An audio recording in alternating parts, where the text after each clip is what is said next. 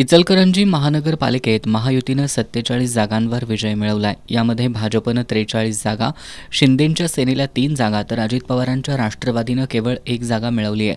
काँग्रेस आणि मित्रपक्षांच्या शिवशाहू आघाडीला 17 जागा मिळाल्यात. इचलकरंजीचं महापौर पद ओबीसी प्रवर्गासाठी आरक्षित झालंय. इचलकरंजी शहराचा पहिला महापौर होण्यासाठी अनेक जण इच्छुक असल्यानं नेत्यांसमोर निवडीचा पेच निर्माण झालाय. आमदार राहुल आवाडे, माजी आमदार प्रकाश आवाडे, माजी आमदार सुरेश हळवणकर यांच्या अध्यक्षतेखाली बैठक होऊन महापौर पदाची नावं बंद लिफाफ्यातून मुख्यमंत्री देवेंद्र फडणवीस यांच्याकडे पाठवण्यात आली आहेत. मुख्यमंत्र्यांच्या निर्णयानंतर मंत्री चंद्रकांत पाटील इचलकरंजीत 6 फेब्रुवारीला म्हणजेच उद्या महापौर पदाच्या उमेदवाराच्या नावाची घोषणा करणार आहेत.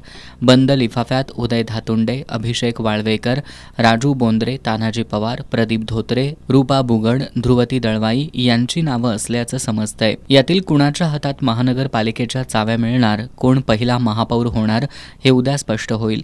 तसंच उपमहापौर पदाची माळ कुणाच्या गळ्यात पडणार याकडे सर्वांचं लक्ष लागून राहिलंय. पक्षश्रेष्ठींनी महापौर पदाच्या उमेदवाराचं नाव घोषित केल्यानंतर 7 फेब्रुवारीला आयुक्त पल्लवी पाटील यांच्याकडे महापौर आणि उपमहापौर पदाचा अर्ज भरण्यात येणार आहे.